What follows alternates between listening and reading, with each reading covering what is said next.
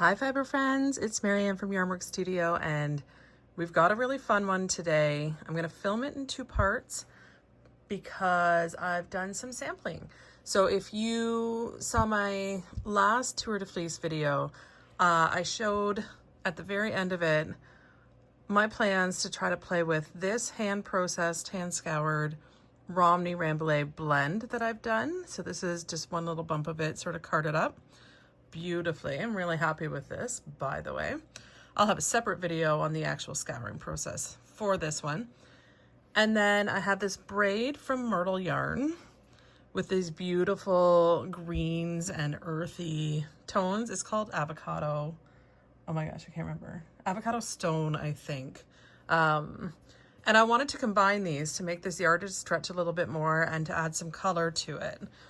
But I wanted to kind of play around with how to do that. And lots of people in my stories, as I was kind of showing this, were also interested because I think what happens, and I had a whole conversation with a couple people about this topic, is when we hand process fleece, I'll show you what it looks like beforehand. This is before I card it. I've got some stuff here to card today. And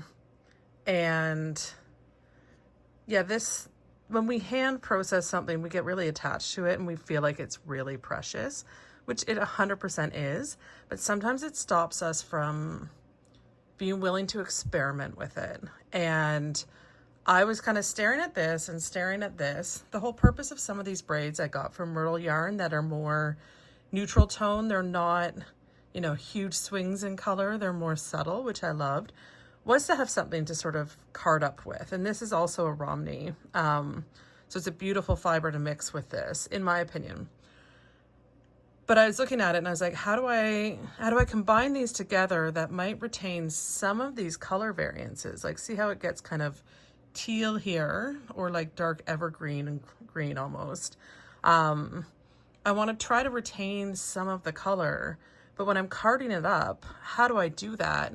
And what is it going to look like? And so this is where we have to sample, right? And sometimes we don't want to, because I only have 100 grams of this braid.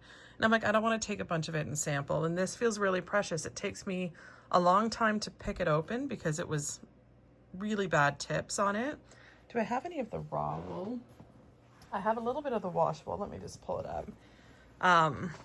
But you can see here, so this still needs to be picked open. Like it takes a long time to pick it because it's still kind of crunched together, which is fine. It's just when you put so much labor into something, you really want to make it count. So in my mind, it makes me sometimes not want to sample because I just want to make sure that I do the right thing with it and I don't want to waste any of it. But at the same time, if you don't sample, you risk not loving what you end up spinning with it. So I'm going to talk through some of the samples that I've made and the specs on them, and then I will go off and probably knit up some of these samples, at least the ones that I'm interested in, and then come back and show you that for the rest of the video. But to start, I think the smartest thing to do before you're combining things together is to actually do some little samples of them on their own. So you can see sort of the richness of this color. It is beautiful. It always darkens, I find at least, it darkens when you spin it because you're sort of condensing it down. But there's great color variation. Let's see how close I can get and if the camera will let me. I feel like it's harder to see in the camera, but yeah, this is a 2-ply sample. Just spun a single and then spun some back onto itself using a Andean ply. So this is just pure avocado stone Myrtle yarn. This is my little sample of the Romney on its own. It has such a beautiful iridescence, I guess is the right word. Like it's not shiny at all, but it has a little glow to it. And we can see that here. It's gorgeous. Again, it's a Romney Rambouillet blend, like not blend, the breed is a cross from Ontario, from Lickety Spitz Farm. And so this is this on its own, we see. Them together would actually be beautiful color work, that's for sure. So that's sort of the starting point. This is also just a 2-ply with an Andean ply. So I put it back onto itself. Some people call it a bracelet ply. I never know the right words. So the first sample that I did, what I ended up doing was I spun these two batches into long singles, and then I just kept plying them different ways to see what would happen. Kind of. That's not true. I just totally lied. But this was a sample where I did 1 strand of each. So 1 strand of the white, 1 strand of the dark. This would give you a marled yarn, and I will knit this one up. In my opinion, this is probably the best way to make sure the colors really come through in this, because when you spin the singles, you'll end up with like a whole patch here of this dark area. And then when you just ply it with the white, you'll just get sort of this marled patch with this dark color in it. So you'll be able to see the color variegations a lot. However, one thing about this is it's going to need a 1-to-1 ratio. So I only have 100 grams of this. I'm probably going to end up with around 250 grams of this, which means I can only use 100 of my 250 grams for this. And I would end up with, I don't even know yardage wise, because I don't think I wrote this one down. Oh, I did write this one down. Oh, perfect. Hang on, let me read it. This is 7.5 yards on 3 grams of fiber, which means I get 2.5 yards per gram. So if I did 100 grams, well, there's less than 100, but let's just call it 100 grams of this, applied with 100 grams of this, that's 200 grams. I would end up with 500 yards total to use.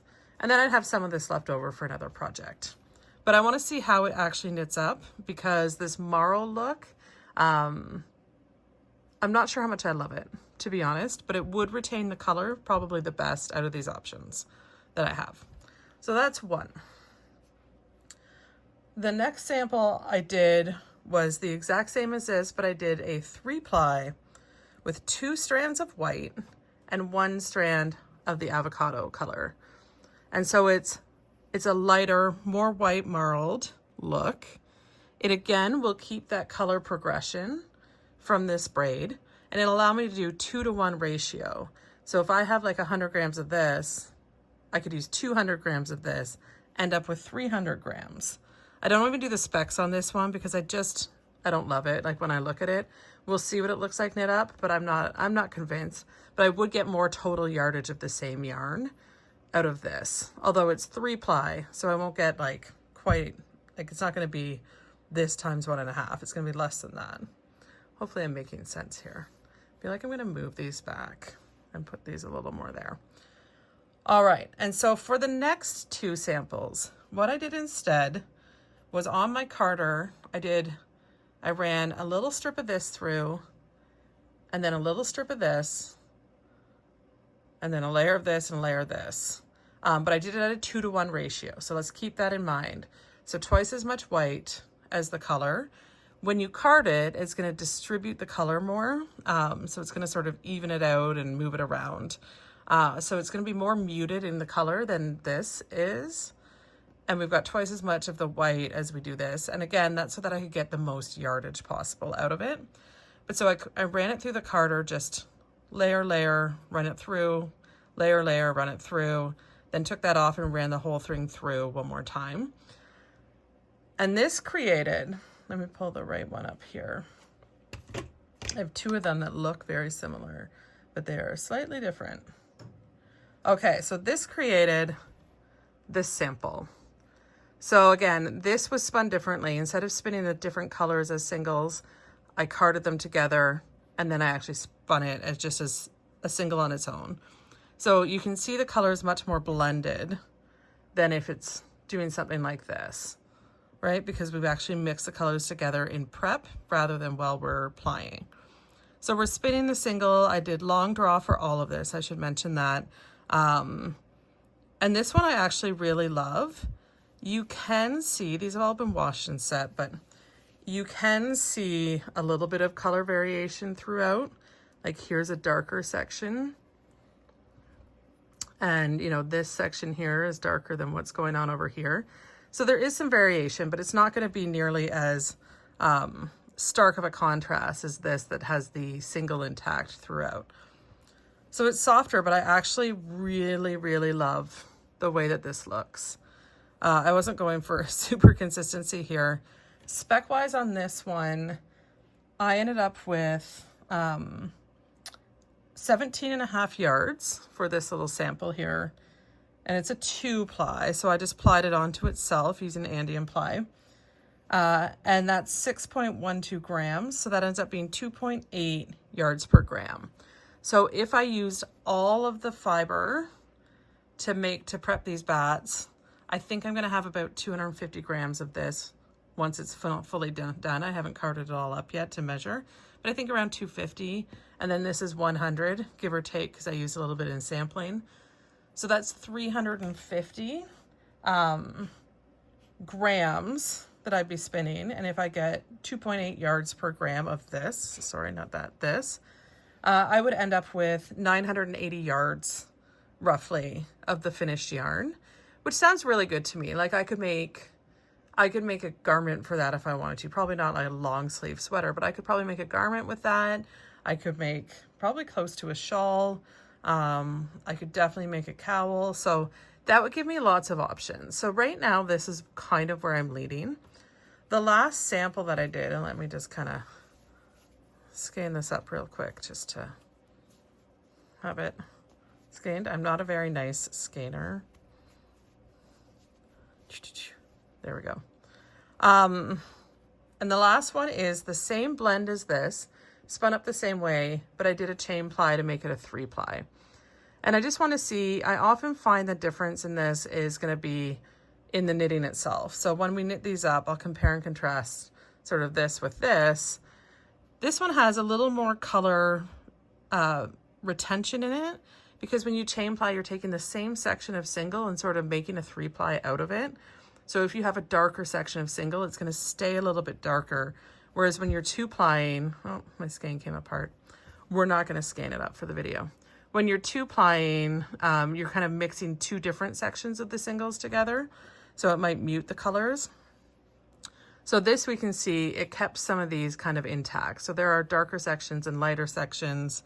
Doing a 3-ply also can help with the consistency of the yarn, in the sense that when you put it all together, you might have some thinner areas and they won't necessarily be with other thinner areas. But with chain plying, that's not quite true, because you're kind of doing it again using the same section. So if you had a really thin section, all 3 plies will be thin there. So the specs on this one, I got 11 yards for 6.27 grams. So this only gets 1.75 yards per gram.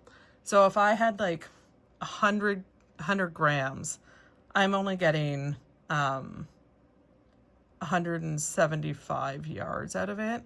So this won't get me as much yardage, but the next step is to knit these up and see what I think of these teeny tiny little samples that I'm going to have. They are not going to be big, but I'm excited to check it out. I'm going to do that, and then I'll combine it with this video to post, but I don't know how it's going to turn out yet. So it's kind of like a mystery to me right now. But right now I'm definitely leaning towards this because I love the softness of the color. So it all depends on how it knits up. All right, I'll see you back in a little bit. All right, we're back with the swatches. So the first swatch I'll show you is, I got like just a little bit of it left here. So this is the one that, let me focus.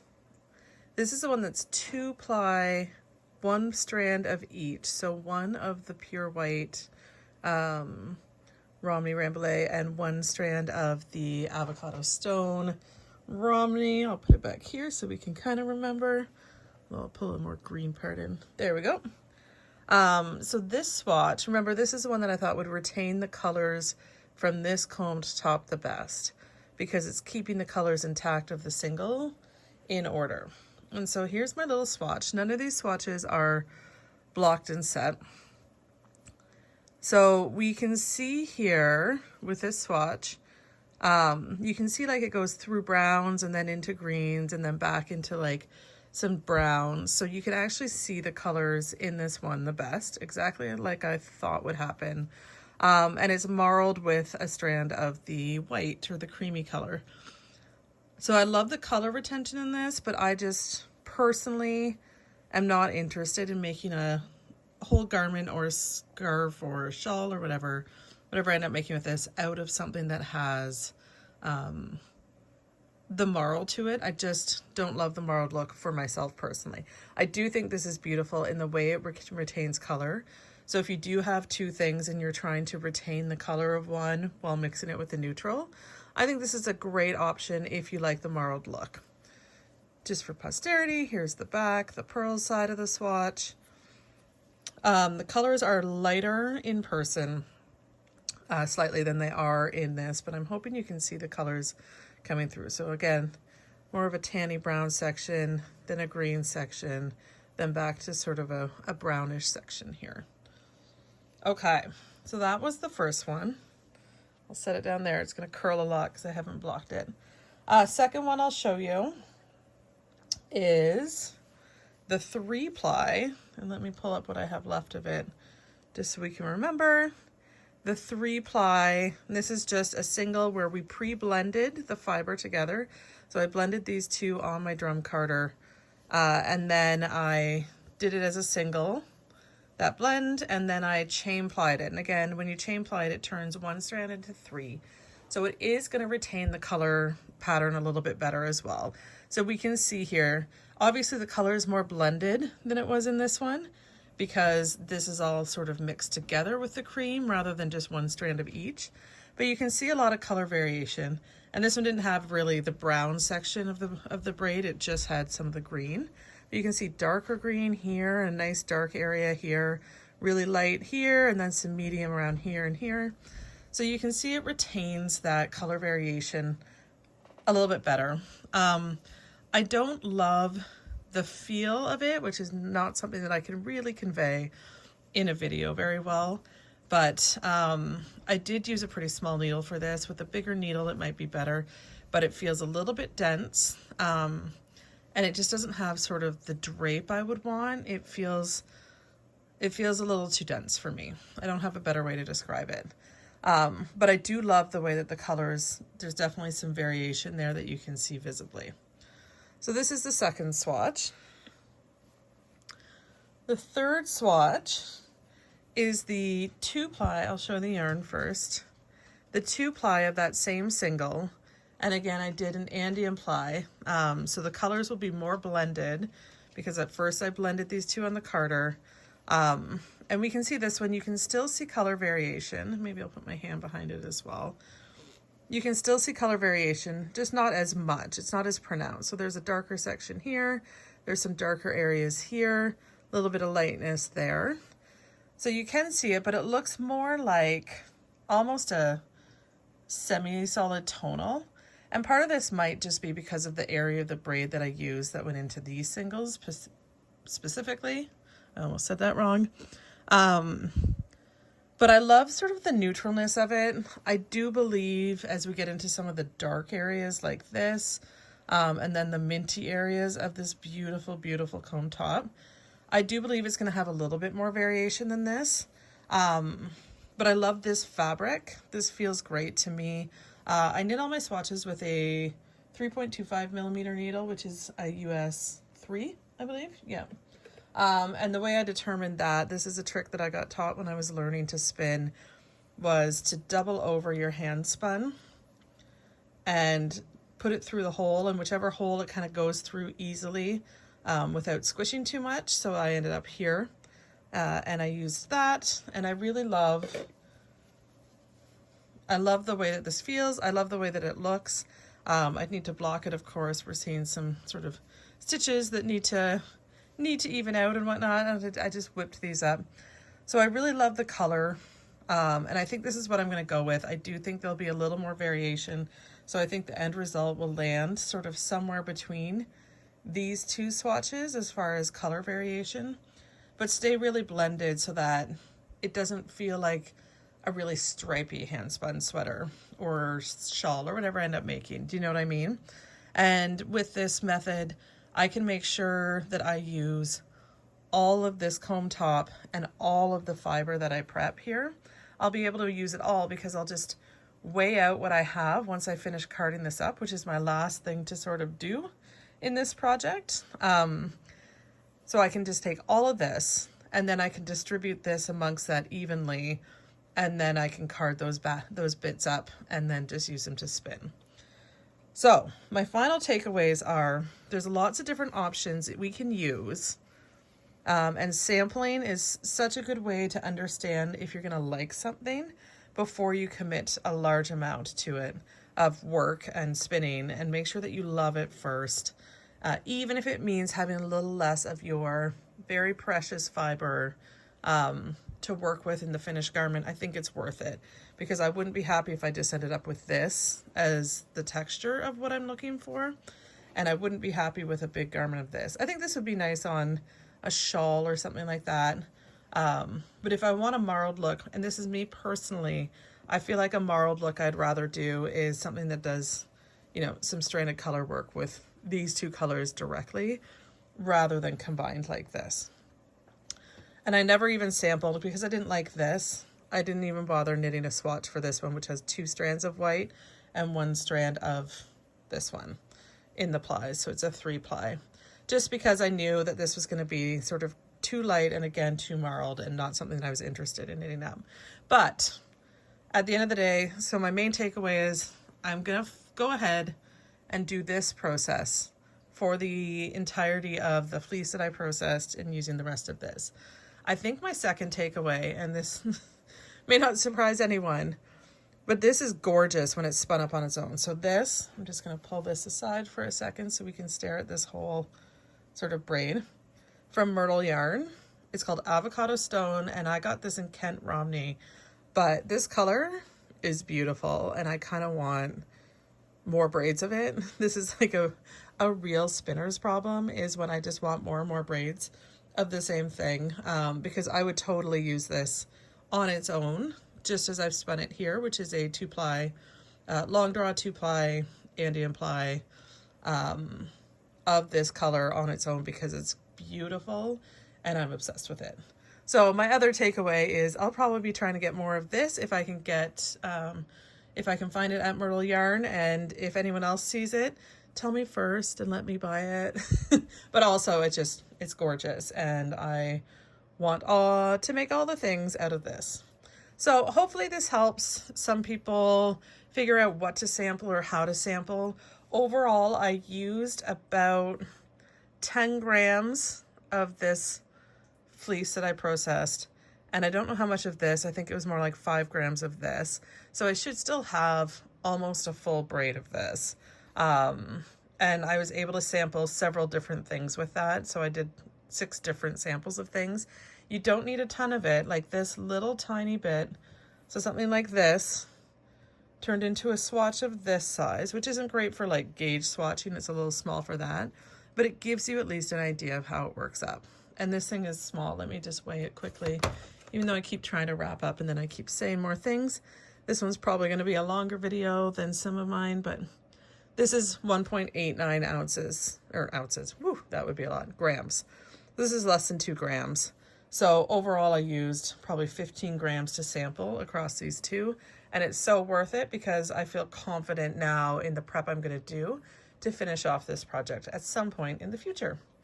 All right, that's it. That's all I got, I think. So hope you're having a great day. It is end of Tour de Fleece, so hopefully you've had fun and learned something new, or experimented with something, or just tried something that you wouldn't normally try. And otherwise, hope you had fun spinning or following along with someone who did.